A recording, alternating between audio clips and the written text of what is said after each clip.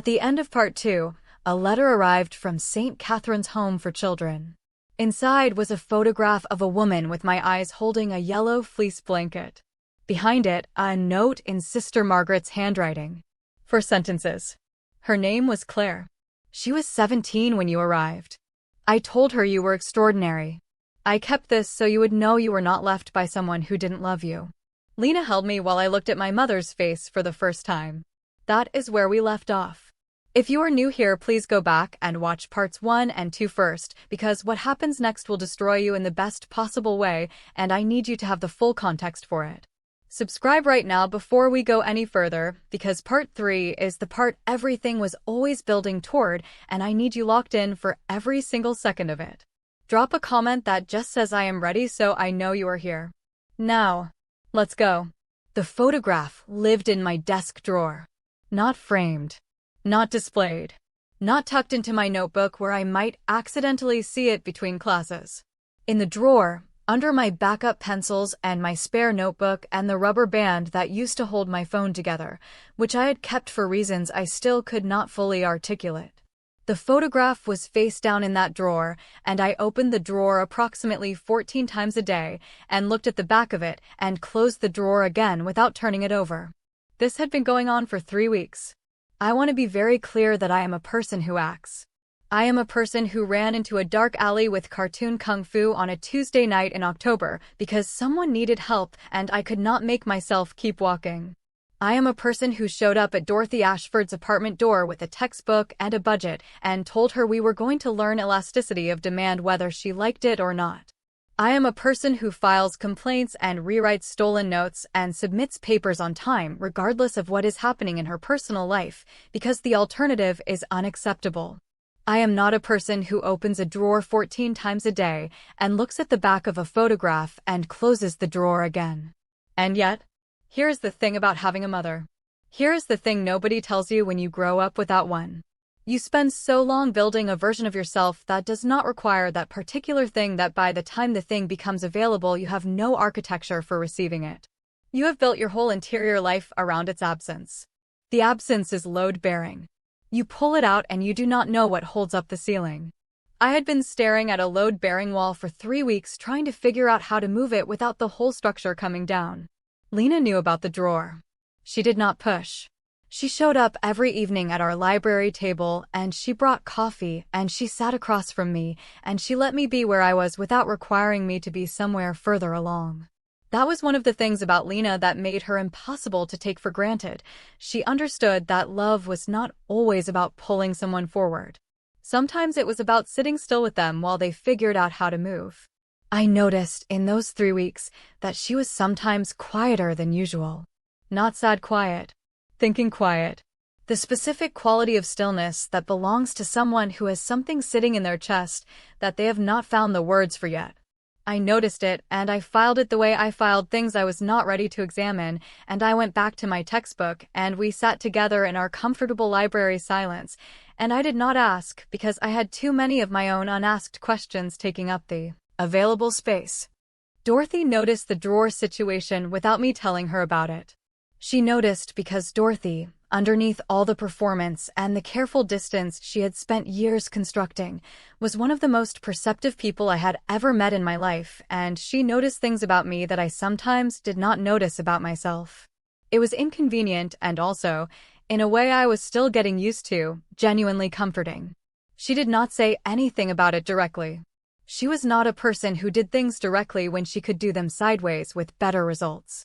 What she did was show up to our Wednesday coffee sessions. Yes, we had Wednesday coffee sessions now, the 3 of us, me and Dorothy and Marcus, which was still the strangest social configuration I had ever been part of, and also somehow the most functional. And she would ask me questions. Not about Claire. About other things. About poetry. About Quinns. About what I was planning to do after graduation. Small questions that were actually large questions in disguise. Questions that were really asking, who are you becoming, and do you know yet, and are you going to be okay? I answered the small versions and she received the large ones, and we both understood what was actually happening and neither of us made it weird.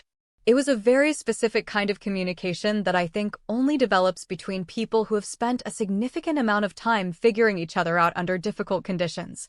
Marcus watched all of this with the expression of someone watching a documentary about something he finds genuinely interesting and is not going to interfere with because the natural behavior is more compelling than anything he could introduce. "You're both doing that thing," he said one Wednesday over coffee, gesturing between me and Dorothy with his cup. "What thing?" I said. "The thing where you're having a completely different conversation than the one you appear to be having," he said. Dorothy looked at him. "We're talking about the poetry anthology," she said.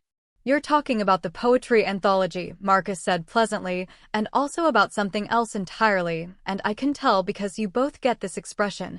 He made a face that I can only describe as thoughtful and slightly pained, which I chose not to find accurate. "What expression?" Dorothy said. "Like you're both reading the same page of a book and pretending you're on different chapters," he said, and took a sip of his coffee with complete calm. Dorothy and I looked at each other. Then we looked away. Then we both looked at Marcus. "We're on different chapters," I said. "Absolutely," Dorothy agreed. Marcus smiled into his cup. "Okay," he said. "Sure." He was insufferable. He was also, unfortunately, not wrong, and we all knew it, and the knowing of it sat at the table with us like a fourth person that nobody was introducing. The poetry elective in week 4 gave us an assignment that Dr. Osei called the cartography of a decision. He said, "Write about a choice you have been avoiding and why you have been avoiding it and what the avoidance is costing you." He said it casually, the way Dr. Osei said everything, like he was discussing the weather and not reaching directly into the interior of everyone in the room and rearranging the furniture. I looked at my notebook. My notebook looked back at me. I wrote, "There is a drawer." And then I stopped and looked at what I had written and I thought about what the avoidance was costing me, and the answer arrived with the specific clarity of things that have been true for a while and have simply been waiting for you to ask them. It was costing me the present. Every day I spent not turning the photograph over was a day I spent living slightly outside of my own life, one hand always reaching back toward the drawer. I was here, but not entirely here. I was at the library table, but part of me was in the drawer. I was in class and at Quinn's and in Wednesday coffee sessions, but there was a fraction of me that had not moved since the evening the envelope arrived and was not going to move until I did the thing I was not doing. I put my pen down. I looked at the east window. I thought about Sister Margaret, who had kept a blanket in a box under her bed for 20 years because she believed someone would need it eventually. I thought about the specific faith of that. The patience of keeping something safe for a person who did not know they needed it kept. I thought about a woman who became a social worker for children aging out of the system because she could not undo what had happened, but she could spend her life trying to do for other children what she could not do for me. Building her adult life around a guilt that was also a love that had nowhere to go. I thought, she has been waiting longer than I have. I closed my notebook. I put my pen in my bag. I looked at the clock on the wall of the library. It was 2:47 in the afternoon on a Thursday. I had a gap until 5. Claire's office, the address on the piece of paper Dorothy had put on the table, which I had memorized because I memorize things whether I intend to or not, was 20 minutes away by campus bus. I stood up. Lena looked up from her book. She read my face immediately, the way she always did. "Now," she said. "Now," I said. "Before my brain catches up and talks me out of it." She started to close her book. "I'll come." "No," I said. Then, because I saw what moved across her face, not because I don't want you there. Because this is something I need to do alone first. "Okay." She looked at me for a moment. Something working in her expression that I was too focused on my own momentum to fully read. Then she nodded. "Okay," she said. "Call me when you're done. I'll be here." "You're always here," I said. "I know," she said. "Go." I went. The campus bus took 19 minutes. I know because I counted. Not deliberately. My brain counts things when it is trying not to think about other things. 19 minutes, 4 stops, 1 transfer. And then I was standing on a sidewalk outside a 3-story building with a sign on the door that said Bridge Forward Children's Advocacy in dark blue letters and a small logo of 2 hands, and I stood on that sidewalk and I breathed the outside air and I thought about cartoon. Kung Fu. Not specifically. Just generally. I thought about the fact that I had once run into a dark alley with literally no plan and somehow survived it and saved someone in the process, and if I could do that I could walk through a door. I was very good at walking through doors. I had been doing it my whole life. Every door I had ever walked through was one I was not entirely sure would be open on the other side, and I had walked through all of them anyway because the alternative was standing on the sidewalk forever and I had things to do. I walked through the door. The reception area was clean and simply furnished, the kind of space that has been designed to feel calm without feeling clinical. A young man at the front desk looked up when I came in. "Can I help you?" he said. "I'm looking for Claire," I said. I gave her last name. The one from the piece of paper. "I don't have an appointment." "I know that." I paused. "I know. But I think she'll want to see me." The young man looked at me with the cautious expression of someone whose job involves managing unexpected visitors. "Can I ask who's here?" I took a breath. "My name is Nora," I said. "I think she's been looking for me." A silence. The young man looked at my face. Something happened in his expression, a small shift, a recognition of something, like he had been told about a possibility and was now looking at it in 3 dimensions. "One moment," he said, and picked up the phone. I stood in the reception area and looked at a bulletin board covered in photographs of children at various events, picnics and graduations, and what appeared to be a very enthusiastic game of tug-of-war. And I kept my breathing deliberate and my posture upright and my hands loose at my sides, and I did not think about the drawer or the photograph or the 4 sentences in Sister Margaret's handwriting, because if I thought about any of those things right now I would not be standing, and I needed to be standing. A door opened. And there she was. I had looked at the photograph enough times, face down in the drawer. I had still managed to look at it, somehow, that I had memorized the details. Warm medium brown skin. Large dark almond eyes. The expression that I recognized because it was mine. She was older now. Mid-30s. The dark hair from the photograph had grown longer. There were small lines at the corners of her eyes that the photograph did not have. She was wearing a dark blazer over a simple top and dark trousers, work clothes, the clothes of a person who had been in the middle of an ordinary Thursday afternoon and had just received a phone call that made it extraordinary. She stood in the doorway and she looked at me. I stood in the reception area and I looked at her. 20 years of distance and the 20 feet of a reception area between us. She walked toward me slowly, like she was afraid that moving too fast would break something. Like I was a thing she had imagined before and was not entirely sure was real. When she was close enough that I could see her face clearly, she stopped. Her eyes were doing something that eyes do when a person is trying to hold something very large with a very small container and mostly succeeding. "Nora," she said. Not a question. A confirmation of something she had been holding for 20 years. "Hi," I said. Which is not the most profound opening line in the history of reunions, but it was what I had and I stand by it. Her mouth did something complicated. It was trying to be several expressions at once, a smile and a sob and a relief and an apology, all arriving simultaneously, and none of them quite winning. "Hi," she said back, in a voice that was very controlled and very careful in the specific way of someone who has rehearsed this moment many times and is discovering that rehearsal is no preparation at all. "Can we?" I started. "Yes," she said, before I had finished the sentence. "Yes. Come in. Please." She had a small office. Desk with neat stacks of files, 2 chairs across from each other, a window with afternoon light coming through it, a plant on the windowsill that was very healthy, which told me she was a person who paid attention to living things. On the desk facing outward so visitors could see it was a framed photograph. I looked at it as I sat down. A family photograph, Claire, younger, a man I did not know, and a young girl of maybe 8 or 9 with Korean features and round dark eyes and a bright open smile. I looked at the photograph. I looked at Claire. Something completed itself in my understanding with a click that was almost audible. She sat across from me. She folded her hands on the desk and then unfolded them and then put them in her lap. She was trying to find the place to start in a story that had no clean beginning. "I don't know," she said, "where to." "Start anywhere," I said. "I just need to hear it. Whatever version you can give me. I'll ask questions after." She looked at me with an expression I could not fully name. Like she was seeing something that surprised her. Okay, she said quietly. Okay. And she told me. She was 17 when I was born. The details of the situation were hers, and I will not put them all here except to say they involved a family that was not safe and a person who was dangerous and a set of circumstances that a 17-year-old girl with no resources and no support had no capacity to navigate alone.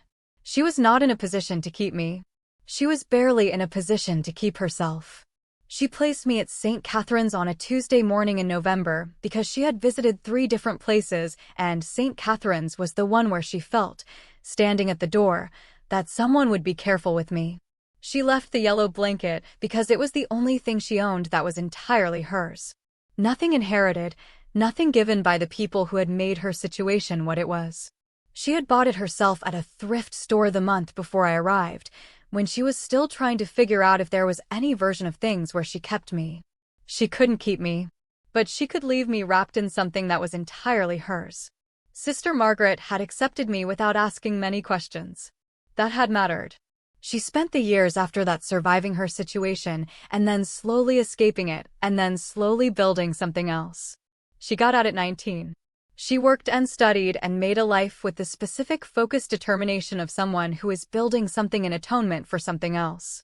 She met James, the man in the photograph, when she was 21. He was kind and patient, and he knew about me from the beginning because she could not be with someone who didn't know. It was not something she could put in a drawer. She came back to St. Catherine's at 23. She had a job and an apartment and James and a version of stability that felt real enough to stand on. She stood outside for 40 minutes. She went in. Sister Margaret told her I was 7 years old and extraordinary, and that I had recently organized the entire common room bookshelf by subject and then by author name within each subject, and had explained the system to Sister Agnes with a patience that Sister Agnes had found both impressive and slightly exhausting. Claire had laughed at that. Sister Margaret had smiled. They had sat together in the small office, and Sister Margaret had told her about me for an hour, and Claire had listened to every word. She left because she thought I was happy. Because St. Catherine's felt like a place where I was cared for, and she did not want to be a disruption to something that was working. Because she was 23 and terrified and not sure she had the right to walk back into a 7-year-old's life and call herself something. She told me this part of the story looking at her hands. Not at me. And I watched her face while she said it, and I thought about all the things I could feel: anger, grief, the specific wound of being the one who was left, and I felt all of them. I did. They were all there, moving through me like weather, the way things do when you let them. But underneath all of them was something else. Something that had been sitting under the anger and the grief waiting to be found. She was 23 years old and terrified. She was a person in a situation she had not been equipped to handle, who had made the only decision she could see at the time and had spent the following 20 years building a life around the consequence of it. She was not a villain. She was not a mystery. She was a person who had been 17 once and had not had enough and had done the best she could with the nothing she had. I thought about Sister Margaret saying I was not left by someone who didn't love me. I thought about this office and the healthy plant and the photographs of children at graduations and tug-of-war. I thought about a woman who became a social worker for children aging out of group homes because she could not go back and do differently, but she could go forward and do better. After you left St. Catherine's that day, I said, "Did you keep looking?" She looked up. "Yes," she said. I tried. The records were, it's complicated when a child isn't formally adopted and the placement is private. I didn't have the legal standing to access information. I tried anyway. For years. She paused. I found out you had gotten a scholarship to Hargrove. About a year ago. Through a network I'm connected to professionally, someone forwarded an announcement. I saw your name and she stopped. I didn't know how to reach out. I didn't know if you knew about me. I didn't know if you wanted to be found. I didn't know about you until 3 weeks ago, I said. Sister Margaret, she said. Sister Margaret, I confirmed. She kept the photograph. She left it for me. Claire closed her eyes briefly. When she opened them, they were bright. She was a very good woman, she said. She made terrible oatmeal, I said. Claire looked at me. Then she made a sound that was a laugh, a real one, surprised out of her, the kind you don't perform. It lasted just a moment, and then it settled into something softer. She made terrible oatmeal, she agreed, like she was confirming something from personal experience. And I filed that detail for later because it suggested Sister Margaret's oatmeal had been terrible for considerably longer than my residence at St. Catherine's, and that felt like important historical context. We sat in the afternoon light for a while. Not saying everything. Not needing to. There was too much for one afternoon, and we both knew it, and neither of us was trying to finish in a single sitting something that had taken 20 years to arrive at. "I have a daughter," she said eventually. Carefully. With the specific care of someone introducing a thing they have been thinking about how to introduce. "I know," I said. She looked at me. "You know. I saw the photograph on your desk," I said. "And I think I knew before I came in here. I think I've known for a little while." Claire was very still. "How long?" she said. I thought about Lena going still when she heard the last name. I thought about the 4 weeks of thinking quiet at the library table. I thought about everything I had not been ready to fully assemble until this moment sitting in this office with Claire across from me and the afternoon light coming through the window. "Recently," I said. "I've known recently." Claire looked at her hands. Then at me. "She doesn't," she started. Then she stopped. Something reorganizing in her expression. "I told her," she said quietly, "about a month ago, that she had a sister. That you were, that I thought you might be nearby. I made her promise not to." She stopped again. "I wanted to be the one to find you first. To tell you myself. I was afraid that if she pressed her lips together. I didn't want you to find out from someone else. I wanted to look you in the face and tell you myself." I sat with that. Lena had known for a month. Not 4 weeks. A month. She had known for a month that I was her sister, and she had sat across from me at our library table every evening and brought coffee and taken my hand and said, "You are always exactly enough," and sat on frozen ground in February and held me while I looked at a photograph of our mother, and she had not said a word. Because Claire had asked her not to. Because Claire wanted to be the one. I thought about whether I was angry about that. I checked the available feelings carefully, the way you check a bag to make sure you have everything, methodical and thorough. Not angry. Not exactly. Something more complicated. Something that had grief in it, and also the overwhelming specific tenderness of understanding why. Lena had been sitting on that information for a month with her mouth closed because her mother asked her to, and because she was trying to protect everyone simultaneously, and she was 20 years old, and she had been doing it alone. That was a very Lena thing to do, and also an enormous thing to carry, and also the most loving thing I could imagine, and also the hardest thing I could imagine, and I did not have a single word for all of that existing at once, so I just let it exist. "She's a good person," I said. "Your daughter." Claire's expression did something private. "She is," she said. "She is a very good person." A pause. "So are you." From everything she stopped. Took a breath. "I heard you were extraordinary. Sister Margaret told me." And then I watched from a distance as best I could, and I thought she was right. I looked at this woman with my eyes sitting across a desk from me in an office with a healthy plant and photographs of other people's children, and I thought about 20 years and yellow blankets and terrible oatmeal and a note in handwriting I would recognize anywhere, and I felt the thing that had been standing at attention in my chest for 20 years finally, fully stand down. Not gone. Not resolved into something simple. But down. Resting. No longer at attention. "I think I need some time," I said. Before we figure out what this is. What we are to each other. I need time to." "Yes," she said immediately. "Take whatever time you need. I am not going anywhere. I have not been going anywhere." She said it with such complete certainty, like a person stating a fact about geography. "I am not going anywhere" is different from "I will stay." "I am not going anywhere" means the not going is already done, has been done, is a condition rather than a promise. I stood up. She stood up. We were on the same side of the desk now with nothing between us, and we were both a little uncertain about the logistics of this moment physically, which was almost funny. Two people trying to figure out if this was a handshake moment or a hug moment or something else entirely, and both of us slightly frozen in the assessment. I closed the distance. I put my arms around her. It was brief and slightly awkward in the way that physical contact is when you are doing it for the first time with someone who should have been familiar for 20 years and is not yet. But it was real. Warm. She held on for the length of time that told me she had been thinking about this moment for a long time. Then I stepped back. "I'll call," I said. "Okay," she said. "I'm going to need some time first," I said. "But I'll call." "I'll be here," she said. I left the office. I walked through the reception area where the young man at the desk gave me a look that contained a whole conversation I didn't have time for. I walked through the front door. I walked down the steps. I walked to the sidewalk. And then I stopped. I stood on the sidewalk outside Bridge Forward Children's Advocacy with the afternoon light going golden around me and the city moving normally in every direction, completely unconcerned with what had just happened inside that building, and I took out my phone. Lena's contact was on the screen. I stood there. She had known for a month. She had sat across from me and held my hand and brought coffee and said I deserved to be someone's first choice and eaten my sandwich and carried her portable charger and screamed at men in an alley and sat on frozen ground in February. She had done all of that knowing.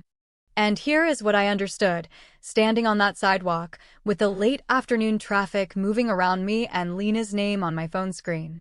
She had not done those things because I was her sister. She had not shown up because she felt obligated.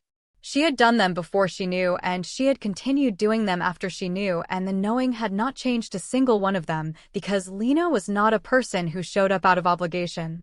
She was a person who showed up because showing up was what she was made of, because it was the truest thing about her, because she had learned it from a mother who had spent 20 years showing up for other people's children when she couldn't show up for her own. I understood all of that standing on the sidewalk. And I also understood something else. Something that had been forming for a while in the part of my mind that processes things whether I ask it to or not. Something about the way I felt when I looked at Lena and the way I felt when I looked at Dorothy and what the difference between those feelings actually was and what it meant. I did not have time for that right now. I had one thing to do right now. I called Lena. She picked up on the second ring. "Nora," she said, and her voice had all of the things in it that a month of knowing will put in a voice whether a person tries to contain them or not. The relief and the guilt and the love and the waiting. "I just left her office," I said. A silence. "How are you?" she said. "I don't know yet," I said honestly. "I think I'm okay. I think I'm a lot of things. I need to see you." "I'm at the library," she said. I never left. Of course she hadn't. "I know," I said. "I'll be there in 20 minutes. "I'll be here," she said. "Lena," I said. "Yes," she said. "I know," I said. "About the month. Claire told me." "I know she asked you not to say anything, and I know you," I stopped. Took a breath. "I know. We'll talk about it when I get there. I just need you to know that I know and that I'm not." I paused again, finding the right word carefully. "I'm not angry." A very long silence on the other end. The kind of silence that happens when someone has been holding something for a month and has just been told they can put it down. "Okay," she said. Her voice was slightly different now. Slightly less contained. "Okay. 20 minutes. 20 minutes, I said, and hung up. I took the campus bus back. 19 minutes again. I counted 4 stops and 1 transfer and tried to organize my thoughts into some kind of workable order, which was ambitious given the quantity and complexity of the thoughts available. I gave up around stop 3 and just let them exist in their current state of organized chaos and looked out the window at the city going past. Lena was at the table when I got to the library. 3rd floor east window. Our table. Her textbook open, her coffee cup beside it, the portable charger plugged into the wall because the outlet near the east window was unreliable, and she had learned this in week 2 of semester 1 and had never stopped accounting for it. Everything exactly as it always was. She looked up when I came in. I sat down across from her. Our usual positions. I put my bag down and I put my hands flat on the table and I looked at her and she looked at me, and the month was in the room between us like a physical thing, something with weight and texture. "Tell me," I said. "From the beginning. When she called you." Lena closed her textbook. She folded her hands on top of it. She looked at me with the round dark eyes that were the eyes of my sister, which was a sentence I was still getting used to constructing internally and would probably need some time before I could say out loud. 4 weeks ago, she said. A month ago yesterday, actually. She called me in the evening. I was in my room. She said she needed to tell me something, and her voice was the voice she uses when it's serious, so I sat down. She paused. She told me she had another daughter. That she had been 17. That she had placed her at a home in Ohio. That she had found out recently that the daughter was at Hargrove. Another pause. She told me your name. I waited. I already knew your name, Lena said. I had known your name since the first week of the first semester. I had been sitting across from you at this table for months. What did you do? I said. When she said my name. I didn't say anything for a long time, Lena said. And then I asked her if she was sure. And she said yes. And I asked her what she wanted me to do. And she said she needed time to figure out how to reach out to you herself, and she needed me to not say anything until she did, because she needed to be the one to tell you. She needed to look you in the face. And you agreed, I said. I agreed, she said. And then I hung up and I sat on my floor for about an hour. I looked at her. I thought about what it had cost her to sit on her floor for an hour and then get up and come to the library the next morning and sit across from me and bring coffee and say nothing. A month is a long time, I said. Yes, she said. It was a very long month. Lena, I said. I'm sorry, she said. I know I should have, I know it was yours to know, and I. Stop, I said. I'm not angry. I told you I'm not angry. I know you said that, she said. But you're allowed to be. I'm not angry, I said again. I understand why. She asked you to protect something and you protected it because that is what you do. You protect things. I looked at her steadily. But I need to ask you something and I need you to answer honestly. Yes, she said. The portable charger, I said. The first week. The alley. All of it. Was any of that? I paused. Found the word. Was any of that because you already knew? Even before your mother told you? Did you have any idea before the call? Lena looked at me. Her expression was completely open and completely honest in the way it always was when she was saying something true that mattered. No, she said. I had no idea. Not until she called me a month ago. Everything before that was, she paused. That was just you. You were someone I wanted to know. Someone I thought was worth showing up for.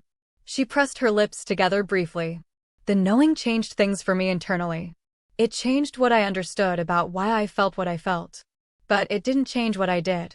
I would have done all of it anyway. I know that because I did all of it before I knew. I sat with that for a moment. I let it be what it was. Then I said, she made terrible oatmeal. Lena blinked. What? Your mother, I said.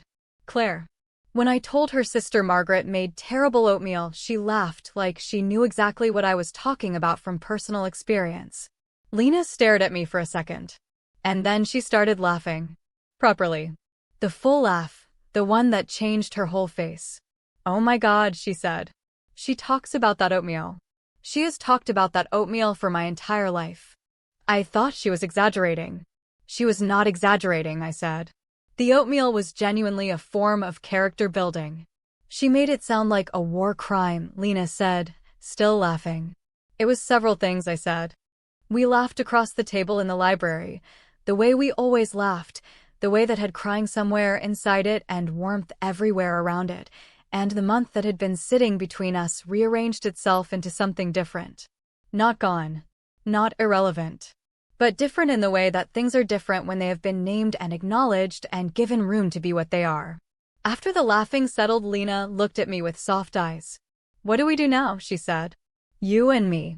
What are we? I thought about what Marcus had said. Safe and certain. The ground being where it should be. I thought about what had been forming in the part of my mind that processed things whether I asked it to. I think, I said carefully, that what we are is something that doesn't change. I think the love between us is real, and it is not going anywhere, and it doesn't need a category to be true. I looked at her steadily. But I think the category we've been using might need to change shape. Into something that fits what we actually are. Lena was very quiet. Sisters, she said. Sisters, I said. Real ones. The found and the biological at the same time.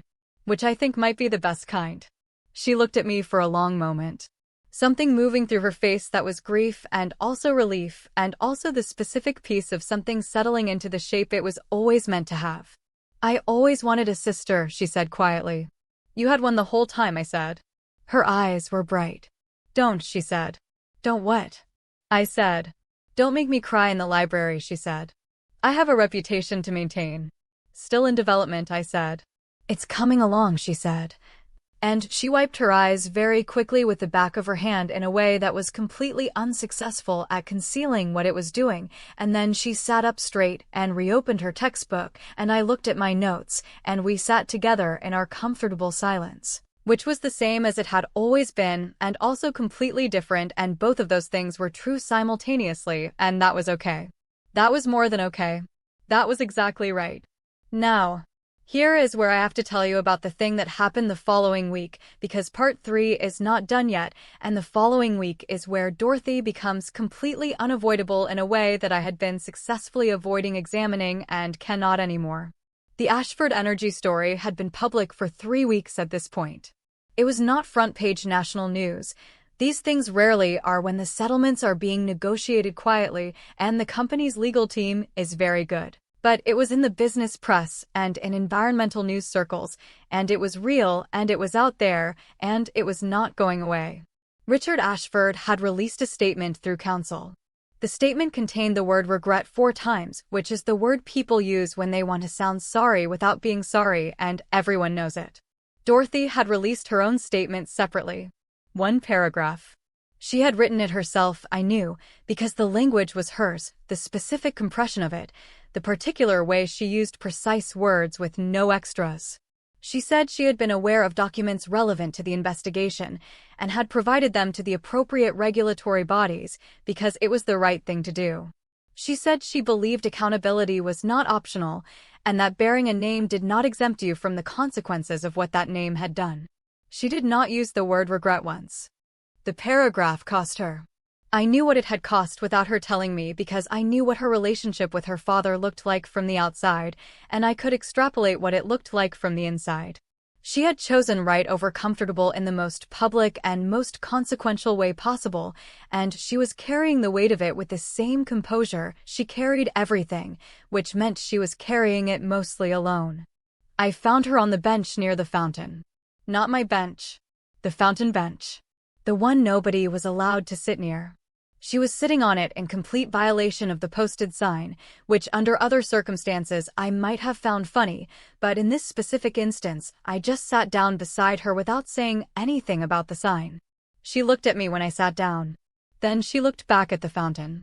How's your father? I said. Angry, she said. Hurt. Disappointed in the specific way that people are when they believe their child owed them loyalty over ethics. She paused. He'll be okay. Eventually. He always is. Another pause. His lawyers are handling it. And you? I said.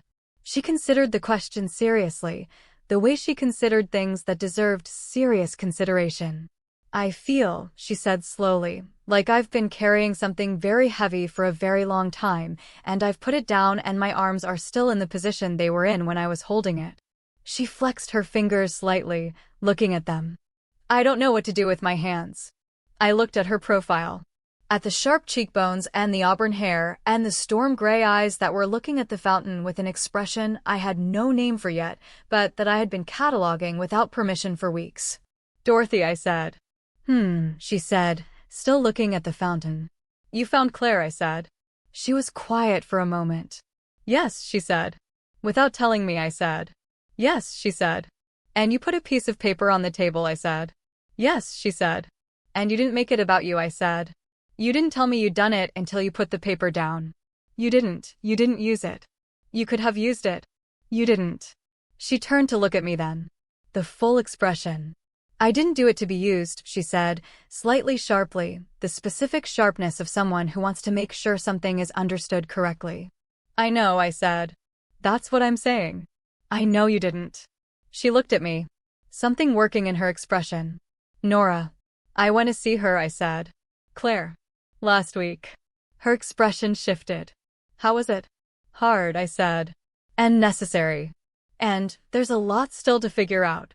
But I went. I looked at her steadily. I went because you put a piece of paper on a table and told me she had been looking for me too, and I stopped being frozen. I paused. You did that. You unfroze me. She looked away. Her jaw did the thing it did when she was managing something. You would have gotten there, she said. Maybe, I said. But you got me there faster. And you didn't ask for anything for it. I didn't want anything for it, she said, to the fountain. Dorothy, I said. Nora, don't, she started. Look at me, I said. She looked at me. The full face. The real expression underneath everything. The one I had been learning for a year. And I thought about safe and certain. The ground being where it should be. I thought about what Marcus had said about the sentence that hadn't finished. I thought about what Lena had said, I deserve to be someone's first choice, not the fallback, and what I had said back, you are my first choice, and what had been true when I said it and what had shifted in the weeks since. Not because Lena had changed, but because I had understood something about what I was actually feeling. Here is what I understood. I loved Lena. I genuinely, completely loved Lena. What Lena and I were was real and good, and it was also, I now knew, exactly what it had always been underneath everything we had tried to call it. It was the love of someone who recognized you in the dark. The love of someone who shows up. The love of sisters, which is its own vast and specific and irreplaceable thing, and it did not need to be called anything other than what it was. And Dorothy. Dorothy was the sentence that had not finished. Had been the sentence that had not finished since somewhere around the third tutoring session when she had understood elasticity of demand and gotten that expression of pure uncomplicated satisfaction, and I had looked at it and felt something I filed away, because I had no context for it yet. The sentence had been finishing for months. I had been watching it finish without acknowledging what it was finishing into. I think, I said, that I have been not saying something for a long time. Dorothy's expression was very still. And I think, I said, that not saying it is becoming structurally unsound. Like a wall that's load-bearing and starting to crack. She looked at me. She was not going to make this easy for me by saying anything. She was going to make me say it, which was fair. Because I had not said it, and she had been not saying it for considerably longer, and had absorbed a rejection, and had kept showing up anyway, and she deserved to hear it said clearly and fully and without her having to lean toward it. I have feelings for you, I said. I have had them for a while. I did not know what to do with them, and I was with Lena, and I was not going to be someone who I would not have done that. But Lena and I paused. Found the shape of it. Lena and I found out what we actually are to each other. Which is something real and permanent, and not what we were calling it. I looked at Dorothy steadily. So I am saying it now. Clearly. I have feelings for you. I do not know exactly what shape they are yet. But they're there and they are real, and I am not putting them in a drawer. The fountain went on being ornamental in the background. Dorothy looked at me for a long time. Her expression was doing something I had not seen before, something that was not composed, and was not the performance face, and was not even the real expression I had learned to read. It was something rarer than all of those. Something that looked like a person who has been waiting for a word in a language they only half understood, and has just heard it spoken fluently for the first time. Okay, she said. Very quietly. Okay, I said. I have approximately 47 things I want to say, she said. And I am trying to choose which one to start with. Take your time, I said. I'll be here. She looked at the fountain. Then at me. Then she said, I knew your name in August. I know, I said. And I made a choice that I would undo entirely if I could, she said. I know that too, I said. And I have been, she stopped. Started again. I have been trying to become someone who deserved to be in the same room as that choice since approximately October, and I am not sure I am there yet. You're closer than you think, I said. She looked at me. I found your mother, she said. And I put a piece of paper on a table and I told myself it was just because you needed it and I was able to do it and that's all it was. And? I said. And it was not all it was, she said. No, I said. It was also, she said carefully, the only thing I could think of to give you that was actually worth something. That I couldn't buy or arrange or perform. That was just mine to give. The effort of it. She paused. I wanted to give you something that was worth something. I looked at this person across from me on the forbidden fountain bench in the late afternoon light, and I thought about a year. About everything a year contained. About cartoon kung fu and rubber bands and color-coded notes and a peanut butter sandwich and a dark alley and a portable charger and a December library and elasticity of demand and a cup of tea that was never mentioned and a poem about a door and a piece of paper on a table and a photograph face down in a drawer. It was worth something, I said. She looked at me for a long moment. And then she reached over, very slowly, and took my hand. Not the brief contact of the December library. This was deliberate and stayed. Her fingers linked with mine the way Lena's had on the common room couch in January, which was a comparison I was making internally with the full awareness of its significance and the full intention of examining it properly later. We sat on the forbidden fountain bench in the late afternoon holding hands and not saying anything because some things don't need saying once you've said the necessary things and the rest is just being in the same place at the same time, which is, when you think about it, all any of this has ever been about. A campus security person walked past, looked at the sign, looked at us, looked at the sign again. "You're not supposed to be sitting there," he said. "I know," I said. He looked at us for another moment.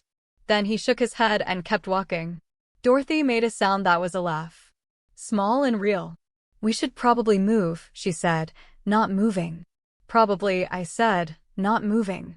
We stayed on the bench until the light changed. And that almost is part 3. But not quite. Because there are 2 more things and they both matter. The first thing is Cassidy.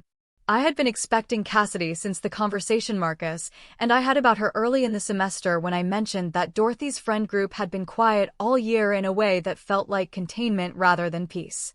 He had said, "Watch for the one who breaks first. It's always the one who had the most to prove." Cassidy found me on a Thursday afternoon on the East Campus path between buildings. She was alone, which was notable. She had the energy of someone who has been trying to do something for a while and has finally committed. "I need to tell you something," she said. I stopped walking. "Okay," I said. She told me about the biology notes. About the margins. About go-home scholarship girl in neat, deliberate handwriting. About how Dorothy had orchestrated the taking of the notes and the return of them, but the content of the margins, the specific words, the specific escalation, that had been Cassidy. She had done it because she thought Dorothy would find it funny. Because making Dorothy laugh was how Cassidy had been maintaining her place in that group for years. Because she had learned early that cruelty in the right direction was social currency, and she had spent it without understanding the cost. Dorothy had never seen the notes. She had never known what was written. She had taken responsibility for the general action because the general action was hers, but she had not known the details. Cassidy said all of this with the expression of someone lancing something that has been infected for too long. Like it hurt, and also like it was a relief, and like she was not sure she deserved the relief. "Why are you telling me now?" I said. "Because Dorothy is becoming a different person," Cassidy said. "And she's doing it while carrying guilt for things she didn't fully do. And she stopped. That's my fault. Partly. And I needed you to know." I looked at her. At the bleached blonde hair and the blue eyes that were not laughing, which was a more significant change than it might sound, because I had never seen Cassidy's eyes not laughing before, and the difference was substantial. She looked younger without it. More like an actual person and less like a function. "Okay," I said. "Okay," she said. I thought you'd be angrier." "I'm tired of being angry at people for being what they were," I said. "I'm more interested in what people are now." I looked at her steadily. "What are you now, Cassidy?" She blinked. Clearly had not prepared for this question. "I don't know yet," she said honestly. "That's a better answer than most people give," I said. "Figure it out." I went and found Dorothy. She was in her apartment. I told her what Cassidy had told me. I watched her face do the sequence of things it did, the initial stillness, the recalculation, the specific devastation of discovering the full inventory of something you thought you had already counted.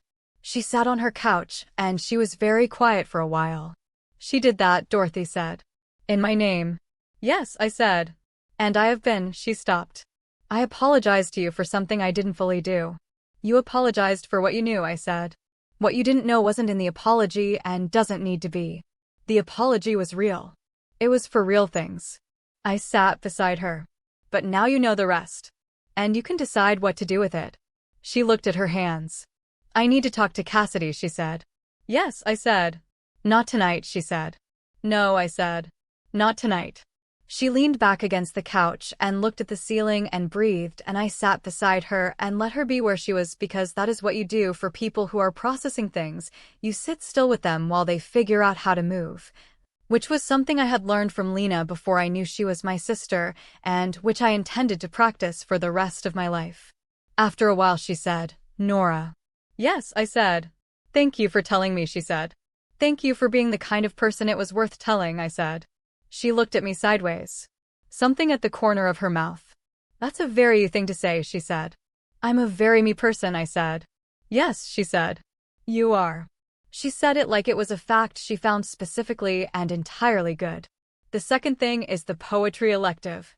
The last session before spring break. Dr. Osei's final assignment of the semester before the break was what he called the open letter. He said, write a letter to someone you need to say something to. You do not have to send it. You do not have to share it in workshop. But write it as if you are going to send it and mean every word. I wrote mine that night in my room in Hendricks Hall at the desk where the drawer was. I opened the drawer first. I took out the photograph and I turned it face up and I propped it against the pencil cup so that it was visible while I wrote. Claire looked back at me from the photograph with her yellow fleece blanket and her large dark almond eyes, standing in the morning light outside a door. I wrote the letter. It was not short. I will not reproduce it here because it was mine and it was hers, and some things belong only to the people they are between. But I will tell you what the last line was, because the last line is the part one want you to carry with you.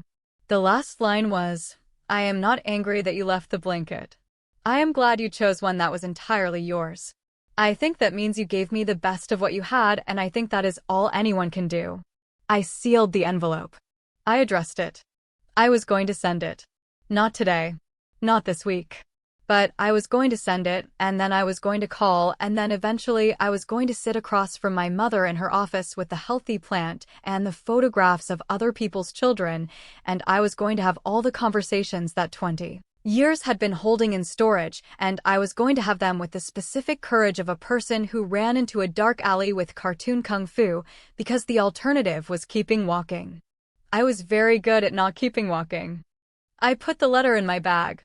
I picked up my phone. I looked at the photograph on my desk for a moment. Then I turned off the lamp and I went to find Dorothy, who was probably at the library, and Lena, who was definitely at the library, because that was where we all were, that was where we had all ended up. And the library was the place where this whole story had happened, and where it was still happening, and where it would keep happening for as long as we were all in the same building in the same city studying the same things and figuring out who we were in real time. I walked across campus in the spring air. It was spring now, properly, the kind of spring that arrives after a very long winter and makes you understand why people write poems about seasons, and I thought about a year. About everything a year could contain. About the specific improbability of where I had started and where I was standing. I had arrived at Hargrove University with one suitcase and a cracked phone held together by a rubber band and $42 and a color coding system and the accumulated martial arts knowledge of a girl who had watched cartoon kung fu on a church secretary's phone when she was 11. I had survived a fall semester that tried very hard to make me feel like I did not belong here. I had run into an alley and accidentally saved the person who was making my life difficult. I had tutored her in elasticity of demand. I had found a friend in a dark alley and discovered she was my sister by a different path. I had found my mother's name and her face and the yellow blanket she had bought at a thrift store because it was entirely hers and she wanted to give me the best of what she had. I had found a lot of things. I walked into the library. 3rd floor. East window. Our table, warm in the lamplight. Lena was there with her textbook and her coffee and her portable charger plugged into the unreliable outlet, exactly as she always was. Dorothy was there too, in the chair she had claimed without asking one day in January and never given back, her statistics notebook open, a coffee of her own. They both looked up when I came in. I sat down. I put my bag under my chair.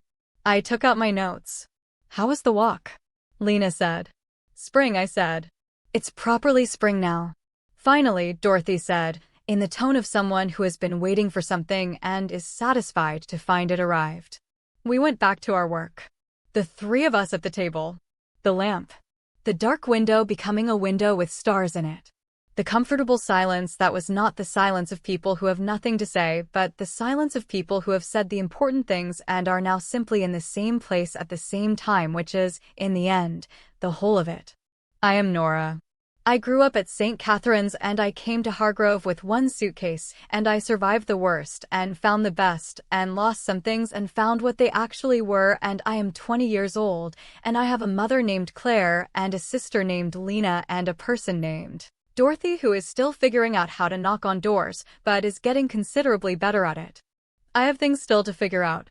I have a letter to send and a phone call to make and a relationship to build from the ground up with a woman who stood outside a door for 40 minutes before she went in. I have a love that is new and uncertain and the kind that arrived looking like its opposite and took a full year to become what it was always trying to be. I have a sister who shows up with coffee and portable chargers and who sat on frozen ground in February and who makes me laugh in the specific way that only the people who know you completely can make you laugh. I have enough. I have more than enough. I have, in fact, an embarrassing amount. Sister Margaret would have had something to say about that. Something about God's generous estimation of capacity in battles and the specific shape of grace when it finally arrives. I think about that a lot. Subscribe if you are not subscribed. Like if this story has given you something. Share it with someone who needs to hear that the worst year of your life is not the whole of it. That the person on the other side of your hardest door has sometimes been looking for you from the other side the whole time. Part 4 is coming. And in Part 4, Nora sends the letter. And Claire opens it on a Tuesday morning and reads it at her desk, and then she calls Lena and she cannot speak for a moment, and Lena says Mom, and Claire says she wrote back, and Lena says I know Mom, and Claire says she said she's not angry about the blanket, and there is a silence on the phone that contains 20 years, and then Lena says that sounds exactly like her. And Dorothy does something in Part 4 that is the final piece of who she has been becoming all year.